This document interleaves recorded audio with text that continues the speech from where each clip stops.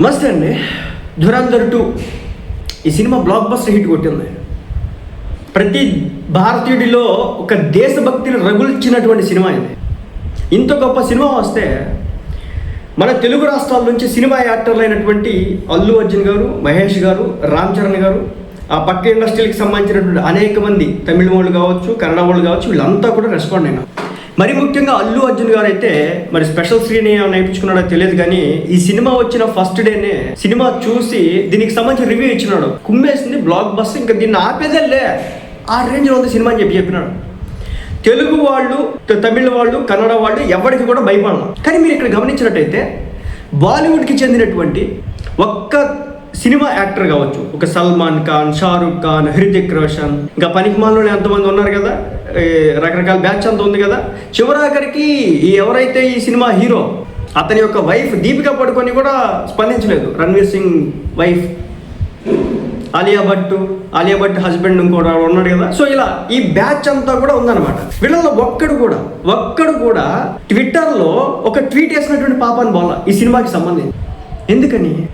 ఎందుకు రెస్పాండ్ కాలా? ఎందుకంటే భయం. మీకు తెలుసో లేదో, ఒక 15-20 సంవత్సరాల క్రితం సినిమా ఇండస్ట్రీని నడిపించింది, సినిమా ఇండస్ట్రీని ఏలిందంతా కూడా ఈ డీ గ్యాంగ్లే, ఈ దావూద్ గ్యాంగ్స్ అంటారు వాటిని. ఇవే ఈ అండర్ వరల్డ్లే. మీరు అప్పుడు చూసినట్లయితే కనుక ఈ గ్యాంగులతో సినిమా యాక్టర్లకి, సినిమా హీరోయిన్స్కి, యాక్టర్లకి అందరికీ కూడా లింక్స్ ఉండే అన్నమాట. పార్టీలకి వెళ్ళడం, పబ్లిక్ వెళ్ళడం, పెద్ద ఈవెంట్లు నిర్వహించడం, ఇదంతా కూడా వీళ్ళు చేస్తూ ఉండేవాళ్ళు.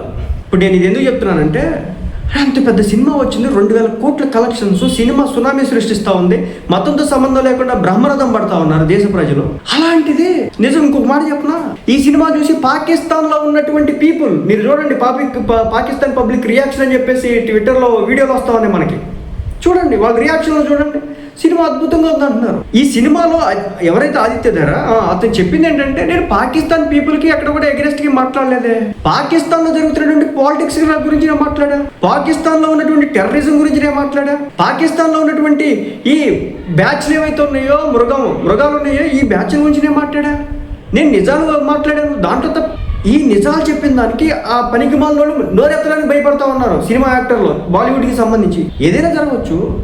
ఇప్పటికీ అంటూ ఉంటారు, ఈ దావూద్కి సంబంధించినటువంటి ఆస్తులు చాలా ఉన్నాయి ముంబైలో అని చెప్పేసి. మరి ఉన్నాయో లేదో నాకైతే తెలియదు కానీ ఉన్నాయి అంటారు. ఆయనకి సంబంధించినటువంటి వ్యక్తులు ఇంకా ఉన్నారు అంటారు. మరి అది సంగతి. అందుకే భయం. ఆ భయం కారణంగానే ఈ రోజున ప్రతి ఒక్కడు కూడా నోరు మోసుకుని నోరు తెరవకుండా ఉన్నటువంటి పరిస్థితి. ఇది సో కాల్డ్ ఖాన్స్గా వెలువడుతున్నాడు. ఎవరో షారుఖ్ ఖాన్, సల్మాన్ ఖాన్, అమీర్ ఖాన్, రకరకాల ఖాన్లు అయితే ఉన్నారు కదా, వాళ్ళంతా కూడా ఒక్కడు నోరు తెరవట్లేదు. కరణ్ జోహార్, ఎవరు కూడా ఒక్కడు కూడా. ఆ సినిమాని ప్రొడ్యూస్ చేసుకుంది కూడా అతనే అనమాట. ఆదిత్య ధార్ పార్ట్నర్షిప్ వచ్చేసి జియో వాళ్ళు కలిసినట్టున్నారు, రిలయన్స్ వాళ్ళు. అది సంగతి. ఒక్క సినిమా దేశాన్ని కాదు కదిలించింది, దేశంలో ఉన్నటువంటి దేశభక్తిని కదిలించింది. మన దేశానికి సంబంధించినటువంటి ఒక సోల్జర్ ఇంత కష్టపడతాడు అక్కడికి వెళ్ళి. మన అజిత్ దోవల్ గారు భిక్షాటన చేస్తాడు 7 సంవత్సరాల పాటు ఆ దేశంలో. ఎంత సమాచారాన్ని సేకరించినాడో, మన దేశం కోసం ప్రాణాన్ని అర్పించడానికి సిద్ధమైనాడు ఆ వ్యక్తి. అలాంటి వ్యక్తులు వీళ్ళంతా కూడా. కానీ ఈ సోకాల్డ్ బాలీవుడ్ ఈ మాఫియా బాసులకి ఎవడు కూడా బయటకు వచ్చి సినిమా బాగుందంటే కూడా భయపడుతున్నటువంటి పరిస్థితి.